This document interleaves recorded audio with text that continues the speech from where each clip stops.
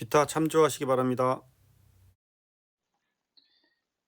예, 지금부터 손끝에서 시작하는 정보통신기술사 저와 함께 시작해 보시고요. 좀 더 많은 자료를 원하시는 분은 보시는 카페에 오시면 체계적으로 자료가 정리되어 있습니다. 안녕하세요. 이번 시간에 그 주간 기술 동향 2022년 4월 6일 날 나온 2040호를 보겠습니다. 주간 기술 동향은 과기정통부 ICT 통일 분석 정책 지원 과제의 일환으로 정보통신기획평가원인 IITP에서 발간하고 있습니다. 이번에도 크게 4가지 팩터인데요. 메타버스 기술의 산업 동향, ICT 신기술 관련돼서 개방형 스마트홈 연동 표준 메타의 주요 특징과 시장 전망, 차세대 SSD 키, 그 다음에 지능형 무선 액세스 핵심 기술에 대해서 보겠습니다.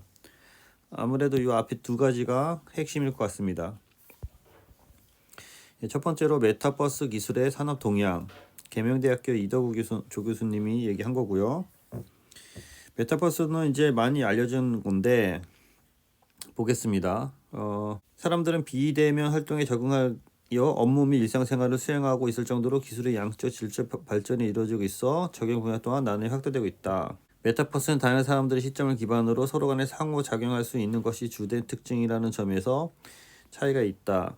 메타버스를 구성하는 주요 기술을 가상현실과 차이점 기준으로 알아보고 추진 현황 및 적용 동향에 대해서 알아보겠다.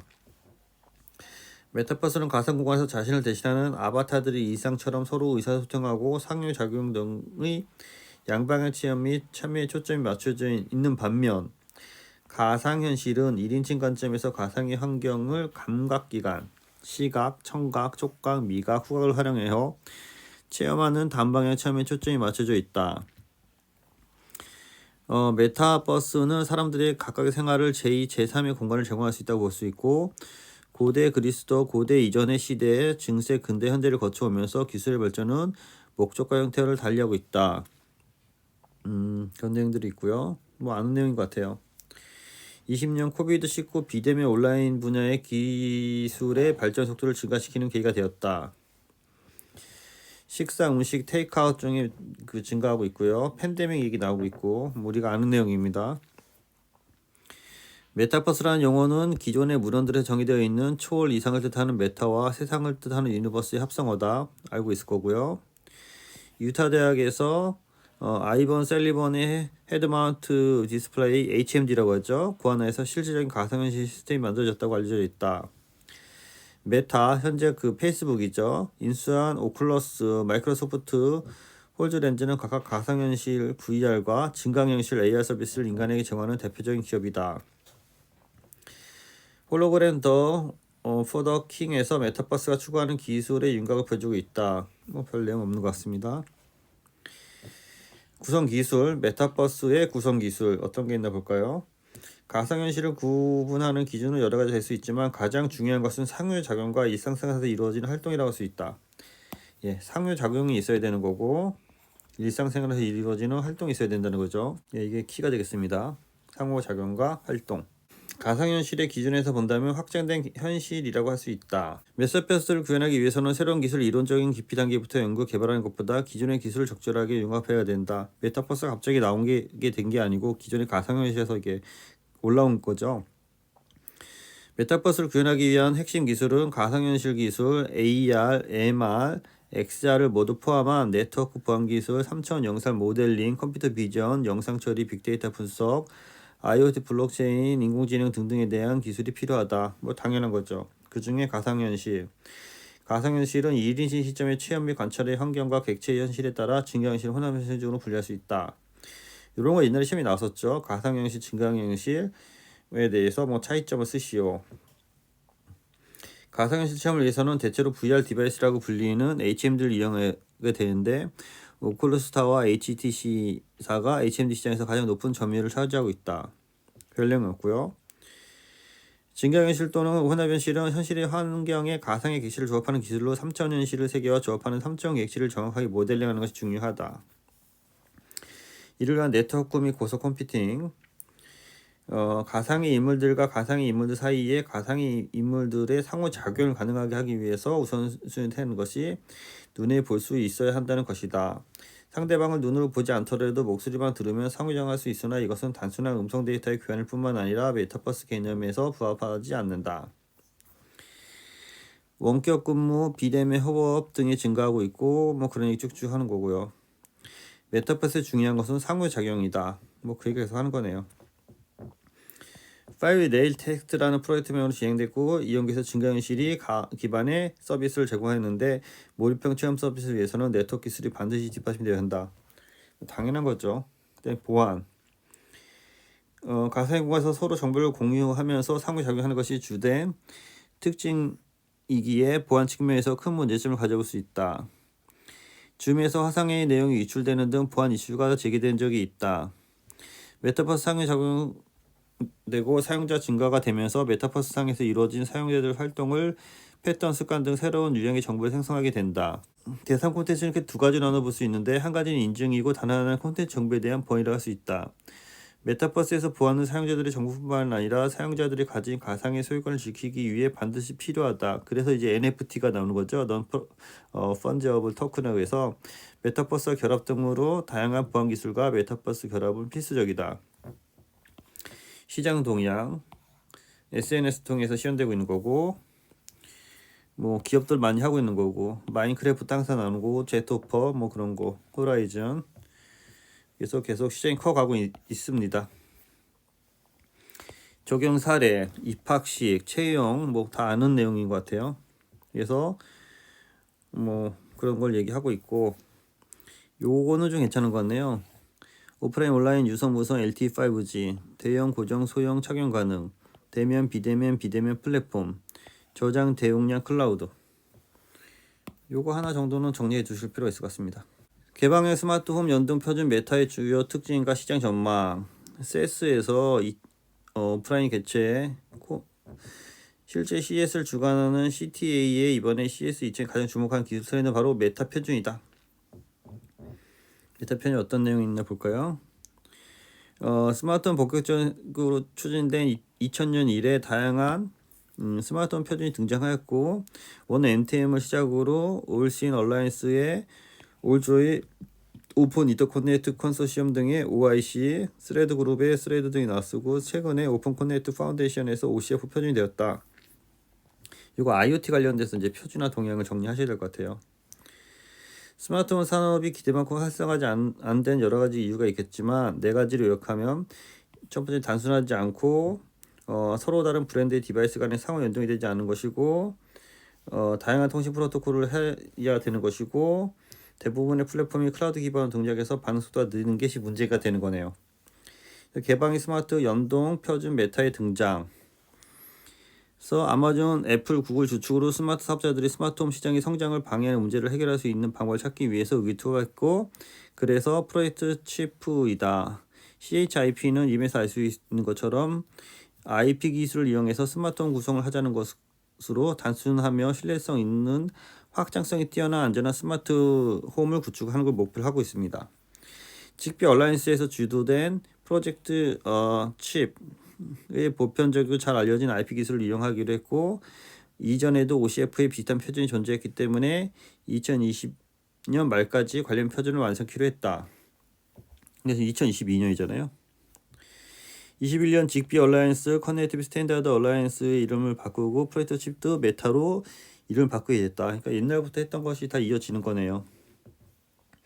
IP 기반의 어플리케이션 계층 프로토콜로 진행되는 거고 이를 통해서 스마트홈 연동은 단순성, 인터오퍼레이빌리티, 릴레이빌리티 그리고 시큐리티를 제공하는 것을 목표로 한다. 모든 디바이스들을 고유한 IP 주소를 가진 디바이스 플랫폼과 통신하게 된다. 스렛을 지원한 장치들 중 일부는 한 장치에서 다른 장치로 메시지를 중계하는 라우팅 노드 역할을 하게 된다.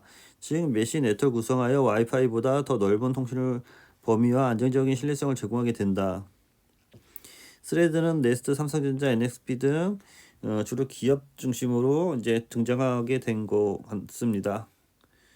요거는 뭐 참조만 하시고요. 스마트폰 플랫폼 디바이스 등록이란 용어로 사용되고 버전 4.2 블루투스 IP 버전 6 지원시키기 때문에 메타를 통한 통신 프로토콜을 이용될 수 있으나 표준 스펙 1.0이 포함되지 않았다. 이게 뭐죠? 블루투스와 함께 이용되는 블루투스 통신보다는 스마트폰 플랫폼에 디바이스 등록하는 용도로 사용하였다. 멀티 어드민과 로컬 제어. 멀티 어드민의 특성을 제공하기 위해서는 스마트폰 플랫폼 별도의 허브 장치가 있어야 할 것이고, 매터가 로컬 제어를 기본으로 하기 때문에 디바이스 상태의 확인 및 제어 다른 디바이스 자동화 연동이 클라우드가 아닌 로컬에서 이루어진다. 데이터 모델. 엔드포인트 클러스터 어트리뷰트 형태로 구성된다. 엔드포인트 클러스터 어트리뷰트 리드 라이트 리포트. 요 펑션은 정리해 둘 필요 있을 것 같네요. 데이터 모델에 대해서는요. 엔드포인트 논리적으로 구분된 디바이스를 가리키는 것으로 램프, 플러그, 스위치, 도어와 같은 스마트 디바이스가 이에 해당한다. 네, 요거는 정리해 둘 필요가 있을 것 같습니다. 각 클러스터의 상태를 읽기 쓰기 리포터 같은 작업을 통해서 표현될 수 있다. 데이터를 읽고 쓰고 관련된 걸 보고하는 기능이 되겠죠. 어트리뷰트를 통해 램프의 밝기 조절을 할 때보다 보고 어트리뷰트는 그 사실을 사용자가 다른 디바이스나 플랫폼에 알려줄 수 있게 된다. TV전원을 켜고 끄거나 음량을 조절하고 채널 변경하는 것처럼 동일한 유형의 디바이스에서 공조에 사용하는 것들을 정의한다. 메터 디바이스 홈. 메터 1.0 적용. 2022년 상반기 중에 발표 예정인 메터 표준 스펙 1.0에는 8가지 유형의 스마트홈 디바이스에 대한 표준이 제공된다. 이런 표준이네요. 전기, 블라인드, HAVC 컨트롤, TV, 액세스 컨트롤, 셉 시큐리티, 액세스 포인트, 커넥트 홈, 오버 IP에서 이런 것들이 메타 1.0 대상의 디바이스를 제어하는 부분이라고 할 수 있겠네요. 메타를 지원하는 대부분의 제품들은 메타 기반의 스마트홈 환경을 구축하는 것은 사실상 불가능하다. 메타를 지원하는 대상 디바이스의 유형도 제한적이고 그 지원하는 디바이스도 얼마 안 된다. 이러한 문제를 해결하기 위해서 커넥트 디바이스를 포함하도록 설계되었다. 기존 디바이스의 펌웨어를 업데이트해서 메타를 지원하는 디바이스를 업그레이드할 수 이게 중요한 거네요. 기존의 그 디바이스 펌웨어를 업그레이드해서 메타를 지원할 수 있어야 되는 거고, 그게 OTA를 통해서 오버 더 에어를 통해서 디바이스를 직접 업그레이드하는 것이고, 다른 하나는 기존 제품과 함께 사용하는 브리지에 대한 소프트웨어를 업그레이드하는 것이 된다라는 얘기가 되는 거고요. 와이파이 디바이스 펌웨어 업데이트는 커다란 문제 없이 메타를 지원할 것으로 보인다. 직비 제품들은 제품에 따라서 다를 것으로 보이고, 스레드가 직비와 마찬가지로 IEEE 80.15.4 표준을 기반으로 하기 때문에 펌웨어만 변경하면 될 것 같다. 그런 얘기 하고 있네요. 사업자 동향, 아마존, 구글, 애플, 삼성전자 등에 대해서 간단히 얘기하고 있고요. 예, 참 좀 하시고요. 차세대 SSD 간단히 보겠습니다. 예측 가능한 입출력 시간을 보장하는 블루스토어, 새로운 대표적 분산 스토리인 치프 OSD 관리 소프트웨어의 블루스토어 특성 분석, 블루스토어 내부 구조 및 락DB에 대한 성능 영향 분석을 하는 부분입니다. 뭐죠? 기술적 특징, 예측 가능한 입출력 시간을 보장하는 블루스토어, 데이터와 메타데이터를 구분하여 관리하며 이를 통해 데이터 관리 부하를 줄일 수 있다. 데이터가 쓰이면 3개의 OSD 복제하고 모든 복제 쓰기가 완료되어야 고객이 완료된 응답을 줄 수 있으므로 고객의 응답 시간은 가장 늦게 수행되어 OSD에 결정되며 따라서 예측 가능한 시간에 대한 시간이 중요하다. 그리고 예측 가능 시간에 대한 어떤 분산 저장하고 그런 거에 대해서 얘기하는 것 같아요. 견인 트랜잭션을 개발하고 CPU의 원자적 연산을 이용하여 소프트웨어적 락을 구현해서 복잡도를 죽이는 것이다. 경쟁 기술 및 대체 기술, 삼성전자 연구팀이 개발한 KVSSD를 공개하였고, DGS 연구팀은 핑크라는 LSTM 트리 기반의 그 KVSD를 연구하고 있다. 그래서 뭐 경쟁 기술, 뭐 여기까지 들어갈 필요 없을 것 같아요. 네, 생략하고요. 지능형 무선 XXX 기술, 대규모 대용량 모바일 서비스 제공하기 위해 하위 5% 사용자의 주파수 효율 높은 연결 밀도, 빠른 사용자 체감 전송 속도, 단위 명령당 큰 전송 용량을 달성하는 인공지능 기반의 지능형 무선 전송 액세스 네트워크 엣지 기술이다. 지능형 무선 액세스 기술, 아까 말씀드린 거고, 이것에 대한 그 액세스가 되는 거고, 지능형 무선 전송 기술이 있고, 주파수 간섭, 다중 접속, 네트워킹 기술, 서비스 체감 속도랑 무선 자원에 대한 관리가 필요한 거고, 이에 관련된 것들이 6G, 드론, 자동차, 웨어러블, IoT, 6G 단말 등이 해당이 되겠네요. 고밀도 사용자 환경에서 다수 디바이스의 동시 접속 서비스 제공, 고밀도 사용자 환경에서 일정 수준 이상의 전송 용량을 제공하는 거가 되겠네요. 이게 거의 6G에 대해서 얘기하고 있는 건데요. 대상 기술, 5G 대비 성능이 당연히 높아지게 되는 거죠. 체감 전송 속도, 단위 전송량 이런 것도 6G랑 같이 해서 정리하시기 바랍니다. 6G 플래그십 연구과제인 헥사 X 프로젝트를 2021년 1월부터 시작하여 헥사 6대 개발 과제 중 하나로 효율성 및 서비스 체감 품질 향상 등의 AI 머신러닝 기술 연구를 포함한다. 유런요나, 에릭슨, 퀄컴 등에 대해서 얘기하고 있네요. 표준화 동향, 에트릭 하이스에서 6 후보 기술을 개발 중이며 삼성, LG에서 민간 부문의 전략적 기술 개발 추진 중이다. 국외 ITTR에서 6G 표준 기술에 착수하고 6G 비전 요구사항 후보 기술 제안 검증 및 승인 과정을 추진하고 있다. 올해는 무선 네트워크 진흥화를 위해 니어 RT, 리얼타임 랜, 인텔리전스 컨트롤, 런 RT 랜, 인텔리전스 컨트롤 등의 기능을 정의하고 기능 간의 인터페이스를 정의하고 표준화를 진행 중이다. 그 정도만 참조로 아시면 되겠습니다. 이상입니다. 수고했습니다.